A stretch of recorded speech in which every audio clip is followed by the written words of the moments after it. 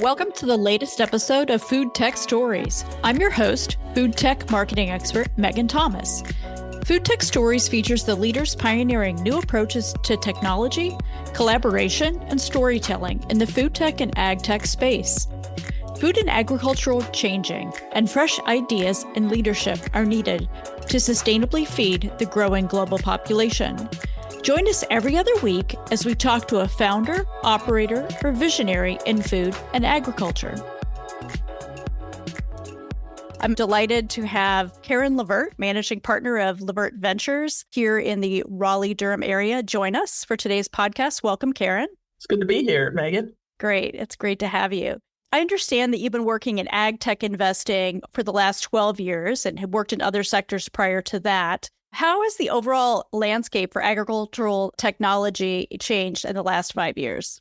We haven't had as much change. The big change in ag, if you look at ag tech and in investing, it's a young industry. So 2010, we had a big exit with Climate Corp getting acquired by Monsanto at the time. And that was the beginning of a trajectory of the growth in ag tech. So the last 5 years, they've been hampered a bit by COVID, right? When I talk about ag tech in these sectors, they haven't changed as much. What has changed? A lot more entrepreneurs and founders with an interest in this space. And so that's fabulous. The other change I would say, as I mentioned, COVID, is because of COVID, there have been new technologies coming into the space with the supply chain. Okay. From the standpoint that we had such exposure to cracks that needed filled. It's a wonderful place to play. And so those cracks, so to speak, you think accelerated interest in entrepreneurship?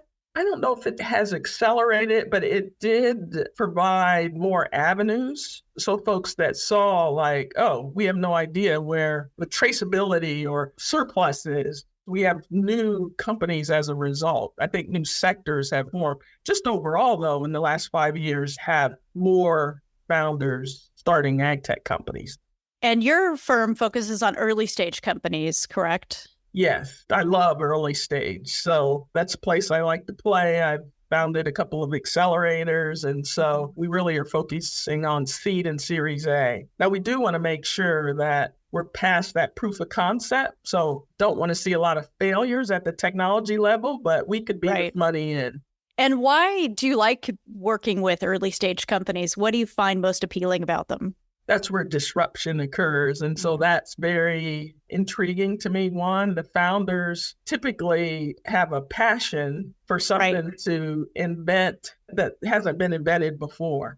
And so that type of personality I really like. Also, economically, this isn't the sole reason, but most investors that understand the early stage and get in at early stage, you do have the opportunity for the greatest returns because you come in early. Of course, the risk is a lot higher too. And so that has to be taken into consideration. But I just love the entrepreneurs and founders at that stage.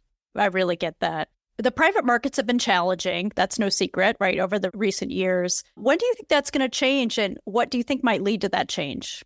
So in my space on investing, the private markets have impacted us mainly when interest rates go higher. Then people say, okay, instead of putting my money over here in a more risky bucket, I'll just put it in the market because the interest rates can get a return that's fairly attractive. In times of high interest rates, it does put pressure on the venture markets as it relates to our LPs, or those are the investors, limited partners, or investors in our funds. But when I say that, our whole world is cyclical. Whatever's happening today is going to change. When it's happening tomorrow is going to change. Like the weather. Like the weather. I look at everything. It's like a roller coaster. You don't get too high or too low with these changes in the market conditions, because if you just stay there, it'll go back to where it was before. So I'm always positive. I know that whatever's happening in the moment is not here to last. And as we know, the interest rates are coming down again. Yes, they are. Be favorable for the venture community. So you mentioned the ups and downs. Do you see that impacting the founders in your portfolios? Yeah, so the founders, same thing. You're facing tough times now. It'll change. What's tougher for founders now? There is a lot of pressure on the valuations of their companies. Right. And investors can say, well, I can invest for a lower valuation, and that'll change over time. There were times when the founders were riding high, and I have the same advice. It will change, and maybe just don't get hung up on the valuation and just really be focused on just creating a very sustainable, successful enterprise. That's very, very insightful. Appreciate that. So which sectors within the ag tech space, Karen, do you expect will be driving investment in future years? Well, that always shifts, and it depends on who you talk to. It's like I always say, if you're a hammer, everything looks like a nail. The sectors that to me look like we'll see shifts in terms of accelerated growth. One is on the biological side. So when I say that, you have a lot of kind of ag chemical companies that are protecting against pests and diseases, and they've used chemistries in the past. And that's not as favorable now, especially when you get outside of the US and Europe. There are a lot of companies that can't even use That's right. the recent applications they used in the past. So I do believe that in the biological sector that we're going to see continued growth there just because of some of the problems we've had in the chemistries. Now, they're not going away. Billions of dollars are these chemistries today, and it's not going away. So we can't fool ourselves there. But I do think we'll see some increased attention there. Another is just on the gene editing side. And from your background, from a consumer standpoint, sometimes the GMOs are frowned upon, but the gene edits have found their way of not being in that same category. So I see some growth there. And then probably on the food side, just in the cultured meat or the cellular agriculture, we put a lot of pressure on our plant system. So if you look at alternative proteins and using plants for food and plants for fuel, this is a different way to put less pressure on our plant system. And so I do see likely some increase there over time. For your own firm, Levert Ventures, what types of companies are most likely to pique your interest? And maybe it's from those specific sectors you spoke about, or could be a type of firm. And this is a question that will vary, of course, by venture fund. And one thing that's very important for our fund is to make sure that we invest in companies that have the ability to have a transaction, which means to get acquired or have some transaction where there's a change of control. That's probably not the best description within 5 years. And so then that puts pressure on the type of companies that we invest in. Right. So ag biotech, though I love, sometimes if it has a lot of regulatory, absolutely, it's not fit the 5-year window. Mm-hmm. So our 3 to 4 main categories. One, the precision ag. So every time I say that, I say it's the software, the AI, the sensors, anything that we can use to help maybe increase yield at lower costs. Then if we can use data analytics, all that is part of precision ag, not very much any regulatory. 2 is what I was talking about before on the biological space. We want to be able to control these pests and diseases in more sustainable ways. And so that's very important to us. Third is on indoor ag, not really investing in leafy green companies, but the technologies that would be in indoor ag. So how can we make sure that the power consumption is more efficient indoor? The sensing, disease, water management, et cetera. We have a real interest in that, the vertical farming, and then some animal tech. When I look at our pipeline now and things that we will probably pull the trigger on in the next few years are likely in those categories. That's great. Sounds like a fascinating suite of opportunities there. So in terms of controlled environment, I know there was a lot of focus on developing proprietary technology early on, a lot of companies that went in. Are you seeing that change in any way in the firms you're talking to? If you look at the large, they typically have their own software to manage. And one reason for that is when we look at companies, if they're trying to sell to some of those big indoor farms, it's like they kind of want to control their information and data. It makes sense. Right. So they build their own tools for that. Ours more so, we are targeting maybe not those large indoor growing farms. So we saw one last week. It's affordable for You could buy one camera or 50 cameras. And so that's kind of where we have an interest. Now, the one camera, probably not so much because it's the onesie, twosie, but for most growers or medium-sized growers to be able to use something like that. And in terms of alt protein and cultivated meat, how do you see the landscape for that area? I know I see a lot around venture interest, a lot of kind of industry interest, but are you getting any other info or insight into public perception or policy, any of those areas? The policy side gets back to what we talked a little bit about on the gene editing versus GMO. So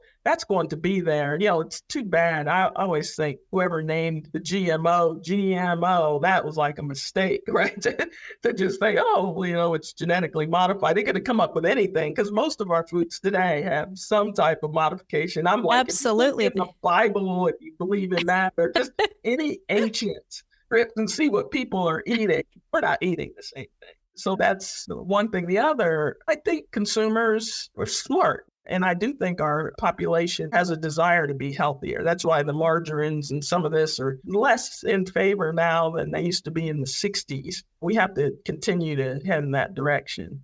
My experience, consumers certainly value food and see the role it plays. It often plays a very emotional, in addition to a functional role, but they don't always know where their food comes from. And it's sometimes surprising, I think, for folks who work in ag to realize just how little the average person knows about how their food is grown or processed or gets to them. So I think to your point, COVID really brought that forward. We started to understand that a little more deeply because we were impacted by shortages and other things.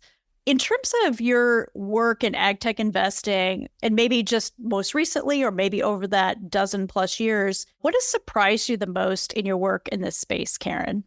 The growth in companies that are really, before 12 years ago, I wasn't thinking about AgTech on the technology side as much. And now we just, like everywhere I turn, and it may be because of where I am in North Carolina, and it's such a great place for agriculture. I don't know if it's a surprise. It's a nice surprise. The other, from a diversity standpoint, there are a lot of women that are founders in agriculture, which is, even though it's on the technology side, haven't seen the stats. It makes me wonder if we have a higher percentage of women in leadership roles in agriculture. And that's a nice surprise. It is. And why do you think that is? It could be because it's just open for that. I have to look too at, are there barriers that aren't there where they are in some other disciplines? And it's fascinating. In the deal flow pipeline, I see that, and it's great.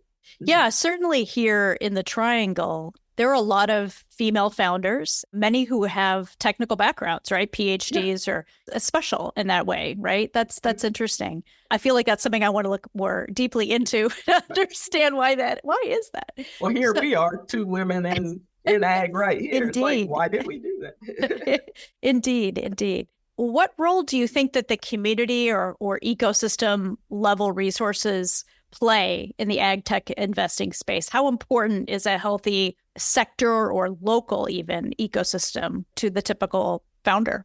Whether it's ag or you're in the life sciences, or it doesn't matter the sector, it is important. I think you have a greater probability of success if you are in an ecosystem where there are other founders like you. Capital, that's another thing that sometimes we lose sight of. Capital likes to stay kind of close to where they're investing. So they have a great ecosystem, right? You want to have, in most listeners won't be in North Carolina, but just a plug for North Carolina from an ecosystem standpoint, agriculture is our number one revenue source in the state. Sometimes you look at North Carolina and say, it's got to be biotech. We have more PhDs per capita than any place in the world, but it's really agriculture is our number one revenue source. And so when you look at that, and you look at the number of small companies that are here, we have the big multinational companies that are here. We have more and more capital that's going to be here around ag. You look at Biotech Center and gives funding in the universities. I can't leave those out. All of our universities and the larger ones, even the smaller ones, have some ag activity. So you got HBCU and ag activities and A&T, and of course we have NC State and Duke and Carolina and even Eastern Carolina having an ecosystem like this, it really sets you up for success because you can have partners and you can see folks that are ahead of you, right? That's a number one thing. Like, where can you grow to is that opportunity there. And then also talent. Because we have multinational companies here, some people leave, they start companies, or they can at least, if something ends, they can jump onto something else. So I think it's super important to have an ecosystem in the sector that you're working in. Not impossible, it's an advantage. Yeah, that sounds exactly right. And I think the Triangle has the benefit of working at it for a generation, right? And so that infrastructure is built and those relationships have been built. So that's fantastic. So I imagine that you interact with founders quite often, and folks are often probably asking for your advice. What should I be focused on? Is there one piece of advice that you tend to give to founders about the early stage journey? One thing I say a lot is it's not life and death. And so sometimes it feels like it, but it's not. Good point. If your heart is in to jump in to do something like this, I say go for it. You can always fall back into something else. But if you're passionate about it, it may be one of the best things you've ever done. It's not that you're going to work less. You're probably going to work more, but you have more control. I think that leads to peace. Yeah, the sage advice for sure. When we look to the future, what are you most excited about? I have continued excitement about the technologies that we're seeing today and what will spur from those. It's hard to know. I mean, who thought, like, with the cultivated meats and years ago, like, looking forward that we would have the ability to do this. So I'm very excited about the evolution of technological progress in this area. You know, we're talking about the oldest industry there is, agriculture. Right. And our ability to automate and revolutionize something that's the oldest industry around is something. And then also, as I mentioned before, on the diversity standpoint, you know, I'm just looking forward to seeing more women, people of color have opportunity in this space, so in sector. And I think this is one that can be a leader that way. Absolutely. Any final thoughts for the listeners that you'd like to share? Follow your heart. Find folks that you really gel with to make progress, and know thyself, right? It's harder to know yourself. I agree. As you're younger. As you age, it really happens. And so that's when you have an opportunity to understand what you need from a team perspective to fill out your growth edges. And there aren't many, last thing I'd say is I don't believe in failure. You try. It's learning. Everything is learning. When you get a shot at it, we're so fortunate to have the ability to make a choice. And so if you're in that position and you're able to make a choice, a lot of people do not have that in our country and outside of our country. That's right. So it's a blessing. Yes, absolutely. I love how you frame that, but definitely know thyself, which is not easy. And I like to think of getting later on in the career as being wiser. And I think you're right. It's not just what we're good at, but what we're not good at, and knowing when to ask for help and to build the right team, right? And get the right support in place. So fantastic. I'm excited to hear about what's ahead for Levert Ventures and the AgTech companies you'll be supporting. And I really appreciate your time today. Thanks for joining. All right. Thank you very much. Appreciate it. Thanks for joining us today on the latest episode of FoodTech Stories. Be sure and subscribe to our podcast on your favorite podcast platform, and keep an eye out for our bi-weekly episodes. I'm your host, Megan Thomas, founder of Ladder 17. FoodTech Stories is edited by TJG Media.